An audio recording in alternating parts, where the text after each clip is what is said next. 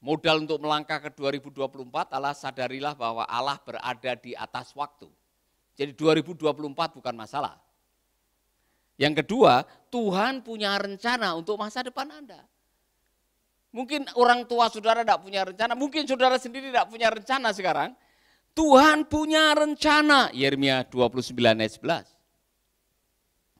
Sebab aku ini mengetahui rancangan-rancangan apa yang ada padaku mengenai kamu. Demikian firman Tuhan. Yaitu rancangan, apa saudara-saudara? Damai sejahtera. Terus? Dan bukan rancangan kecelakaan. Untuk memberikan kepadamu hari depan yang dari kebenaran ini saja ada 3 kebenaran yang saudara bisa menetapkan. 1, Allah punya rencana buat hidup saudara. Siapa yang tidak punya rencana? Anda yang bingung karena tidak punya rencana, ikuti saja rencana Tuhan. Saudara-saudara, dan garis besarnya ialah rancangan Tuhan itu atau rencana Tuhan itu adalah rancangan yang mendatangkan damai sejahtera. Jadi dengan kebenaran ini, saudara-saudara, dengan kebenaran ini, saudara catat baik-baik. Tuhan mau Anda hidup dalam damai sejahtera. Karena itulah yang Tuhan tinggalkan. Aku meninggalkan damai. Dan damai yang aku tinggalkan kepadamu tidak sama dengan damai yang berasal dari dunia ini. Yaitu damai sejahtera. Apa itu? Damai yang tidak digoyahkan oleh keadaan ekonomi, oleh keadaan mungkin harga-harga, atau oleh gonjang-ganjing dunia. Damai yang ada di dalam diri saudara yang tidak dipengaruhi oleh apa yang terjadi di luar. Dan itu dibuktikan oleh Tuhan Yesus. Pada waktu dia naik perahu bersama dengan murid-muridnya ke Gerasa. Di tengah jalan ombak besar, angin ribut datang, perahu mulai terisi air, murid-muridnya pada panik berteriak-teriak. Yesus tidur di buritan. Yang membuat dia bisa tidur di buritan karena damai sejahtera. Amin. Siapa yang kalau tidur gampang bangun karena panik, dengar suara botol bunyi panik. Ada mangga jatuh kaget, ya kan? Ada suara tokek lari, ya kan? Siapa yang mudah panik, saudara? Orang yang mudah panik artinya dia tidak punya damai sejahtera. Orang yang punya damai sejahtera mau dimaki-maki orang, mau digosipin orang, mau mungkin dibicarakan negatifnya oleh orang-orang, saudara bahkan diancam, saudara masih bisa tidur nyenyak. Karena apa? Ada kekuatan dari dalam yang mengatakan semua diatur oleh Tuhan.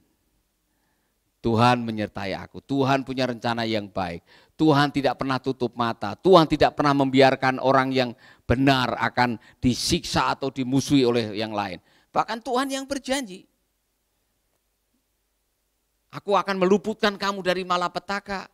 Kalau kamu sakit, aku akan menjadi perawat pribadimu. Ada ayat-ayat yang lain. Janji-janji Tuhan, ada 8.000 janji Tuhan di dalam Alkitab.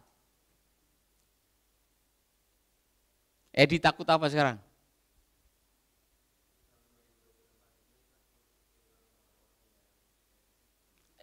Edi, kabar buruk dan kabar baik. Semua yang kita miliki akan hilang. Semua yang bisa dilihat mata dan disentuh oleh tangan atau kasat mata, semua yang namanya makhluk yang fana, benda yang fana akan hilang. Maka dalam hidup ini bersiap-siaplah untuk kehilangan. Termasuk kehilangan HP, kehilangan uang, kehilangan teman, kehilangan kepercayaan, kehilangan kesempatan. Kita semua suatu saat harus bisa mengatakan seperti Ayub. Aku lahir dengan telanjang, aku kembali dengan telanjang. Tuhan yang memberi, Tuhan yang mengambil. Nah kalau itu semua dari Tuhan, Tuhan memberi dan Tuhan mengambil, maka waktu diberi tidak kaget, waktu diambil tidak menyesal. Karena semua itu hanya titipan dari Tuhan. Coba kalau kerangka pikir ini ada di benak kita, kita tidak takut. Dalam hidup ini semua numpang lewat. Amin. Suatu saat saya akan meninggalkan ruangan ini. Mungkin hanya roh saya akan hadir di sini tiap kali ibadah, ya kan? Saya akan duduk di belakang sana roh saya gitu. Lihat kalian masih ibadah atau tidak, sungguh-sungguh atau tidak. Ini hidup saudara-saudara. Kita semua suatu saat akan menghadap yang Maha Kuasa. Maka mumpung masih ada kesempatan, maksimalkan hidup Anda. Amin.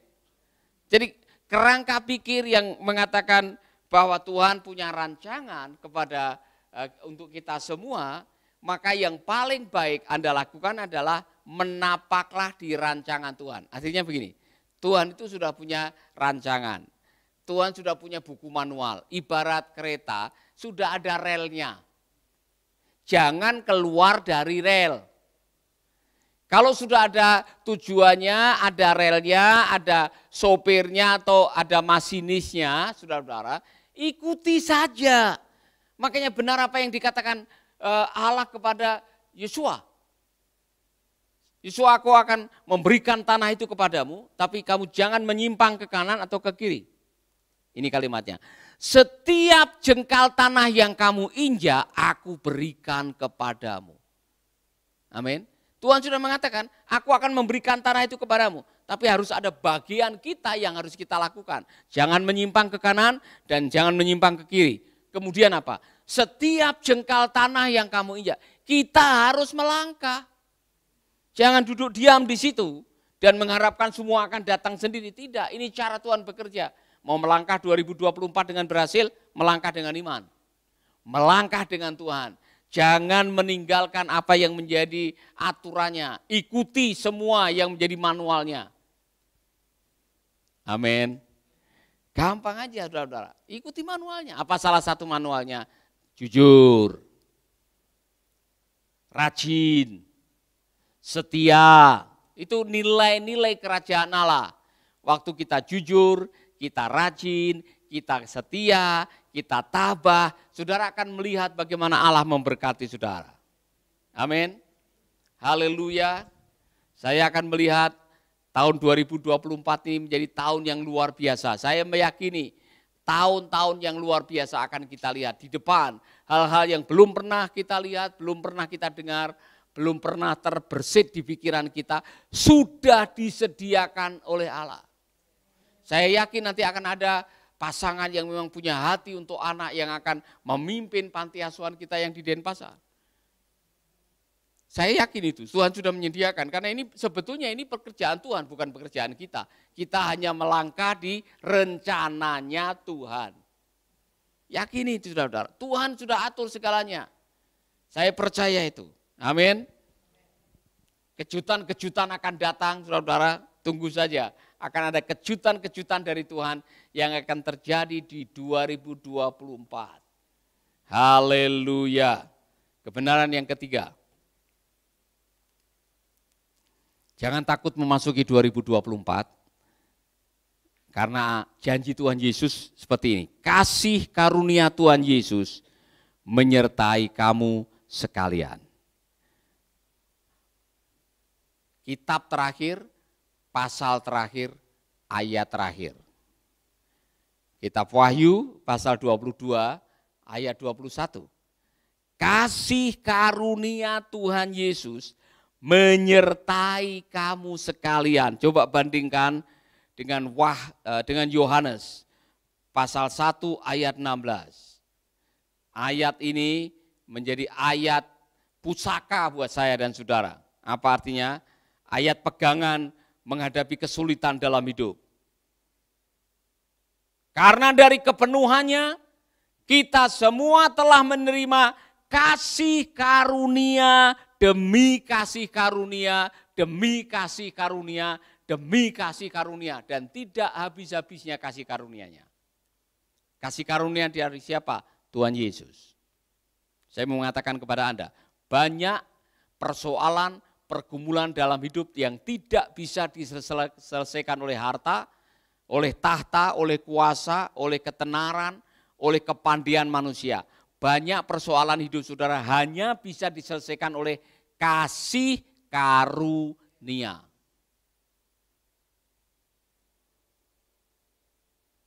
Pahami ini saudara-saudara.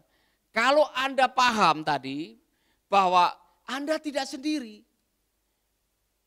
Anda berhak menerima kasih karunia demi kasih karunia. Artinya apa? 2024 Anda berhak menerima kasih karunia dari Tuhan.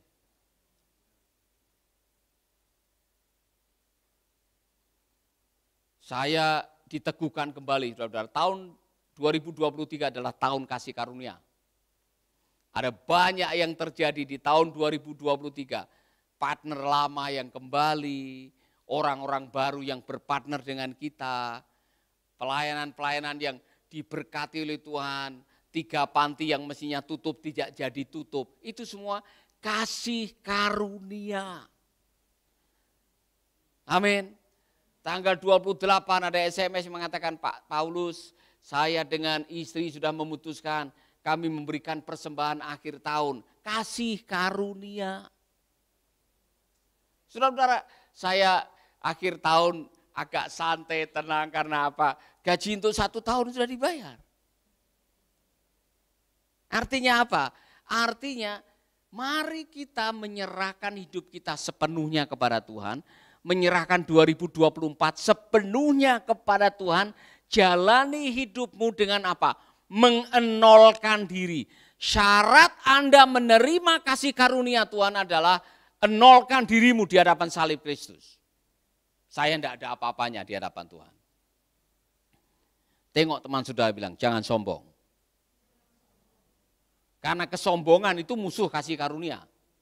Waktu Anda menganggap paling hebat, paling pinter, paling bisa, paling cantik, paling ganteng, paling berkuasa, paling rohani, Anda sedang meninggikan diri. Dan waktu Anda meninggikan diri, Anda tidak akan mendapatkan kasih karunia dari Tuhan. Belajar dari Rasul Paulus. Dia sudah berdoa 3 kali supaya utusan iblis yang menggocoh dirinya akan dicabut. Tetapi jawabannya, Paulus, kasih karuniaku cukup bagimu. Artinya apa? Anda boleh sakit. Anda boleh diizinkan menghadapi tantangan. Anda mungkin sedang diengkok-engkok, orang Jawa bilang, diizinkan menghadapi yang terburuk dalam hidup. Tapi kalau kasih karunia Tuhan masih ada, Anda masih sanggup. Maka Rasul Paulus mengatakan, di saat aku lemah, disitulah aku kuat. Kenapa? Kekuatannya itu datang karena apa? Kasih karunia. Wow. Saudara-saudara, saya mendapatkan pewahyuan dari kalimat ini. Rasul Paulus yang pernah mengalami itu, dia menuliskan salam berkali-kali bunyinya begini.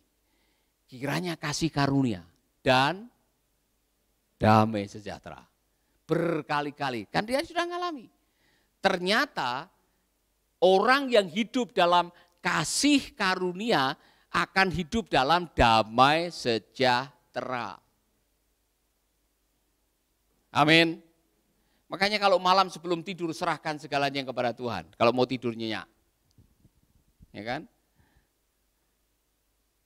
Karena waktu kita mengatakan Tuhan terima kasih buat hari ini. Terima kasih buat berkat-Mu. Kemudian saya serahkan segalanya ke dalam tangan Tuhan. Haleluya. Apapun yang terjadi besok pagi, kalau masih bisa bangun puji Tuhan. Kalau tidak bisa bangun haleluya. Kita bisa tidur dengan nyenyak karena apa?